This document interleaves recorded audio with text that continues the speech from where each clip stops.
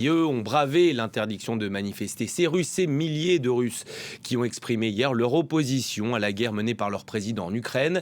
L'opposant Alexeï Navalny appelle d'ailleurs son peuple à manifester tous les jours. La Russie, où les effets de certaines sanctions se font déjà ressentir. On va en parler avec vous, Julie Dungelov. Bonjour, vous êtes notre envoyée spéciale à Moscou. Bonjour. Sur place, beaucoup de boîtes américaines se retirent comme Apple. Ces magasins en centre-ville sont fermés. Vous l'avez constaté de vos propres yeux.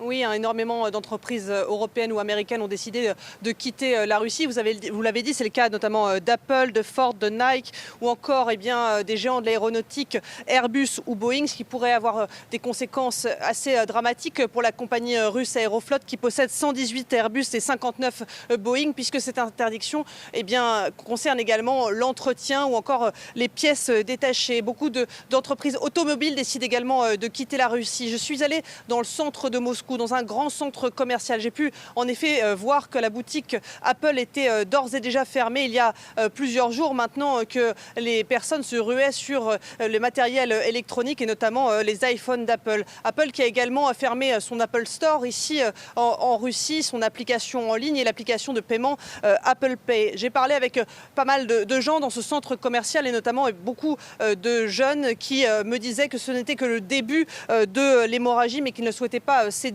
à la panique et qu'il craignait bien sûr que d'autres marques décident de quitter le pays. Une femme me disait qu'elle était très inquiète, mais que pour elle, il était déjà trop tard pour quitter le pays, que si elle avait su, elle l'aurait peut-être fait. J'ai pu m'entretenir également avec la responsable d'une grande entreprise qui possède plusieurs marques de vêtements à bas prix et qui me disait que d'un point de vue professionnel, elle était très inquiète pour son emploi et pour l'emploi des centaines de personnes qui travaillaient pour cette entreprise européenne, et que d'un point de vue personnel, elle avait peur d'un retour en arrière, d'un pays où elle n'aurait plus le choix de ce qu'elle consomme, de ce qu'elle regarde, ou encore des pays dans lesquels elle se rend. Ensuite, je suis allée dans le centre de Moscou parler avec des personnes plus âgées, parce qu'il faut bien se rendre compte que la population russe est plutôt coupée en deux entre ceux qui soutiennent l'offensive russe et qui soutiennent Vladimir Poutine. Ce sont plutôt les personnes âgées et les jeunes qui craignent ce retour en arrière dont je vous parlais à l'instant. Et toutes les personnes âgées avec lesquelles j'ai pu parler m'ont dit soutenir Vladimir Poutine et qu'ils seraient prêts à manger du pain s'il le fallait et se serrer la ceinture. Et pour ceux, Julie, qui ne soutiennent pas Vladimir Poutine et la guerre, il faut faire preuve d'imagination, car les manifestations sont interdites et les arrestations s'enchaînent. Oui, tout à fait.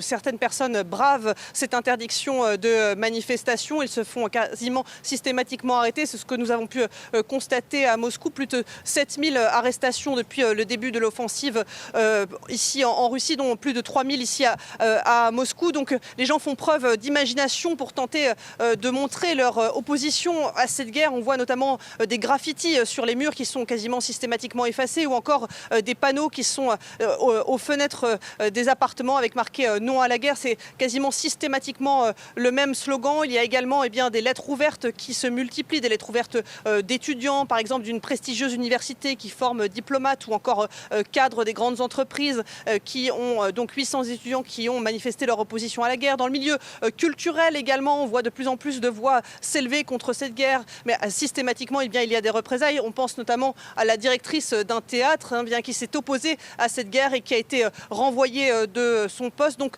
beaucoup de gens tentent de s'opposer à cette guerre. Un autre fait important, c'est que par exemple des personnes continuent à déposer des fleurs devant l'ambassade d'Ukraine aux couleurs de l'Ukraine, des fleurs jaunes et bleues. Et il y a une image qui choque beaucoup d'opposants ici. C'est notamment 5 enfants qui ont été arrêtés alors qu'ils déposaient des fleurs devant l'ambassade d'Ukraine, et une photo circule beaucoup sur les réseaux sociaux. Donc difficile de savoir quelle est l'ampleur de ce mouvement de protestation, quelle est l'ampleur de ce mouvement d'opposition. Mais en tout cas, l'impression que ça donne, c'est qu'il grandit, qu'il s'étend à différentes sphères de la société, malgré les potentielles représailles. Julie Dungelov, envoyée spéciale de